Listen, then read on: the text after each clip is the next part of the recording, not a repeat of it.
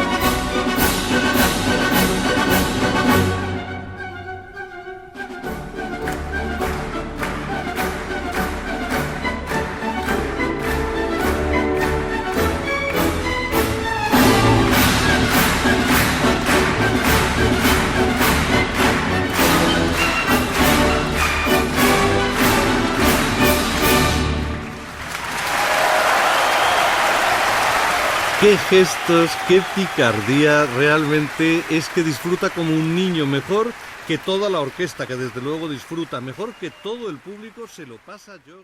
Es pues una gozada, la verdad.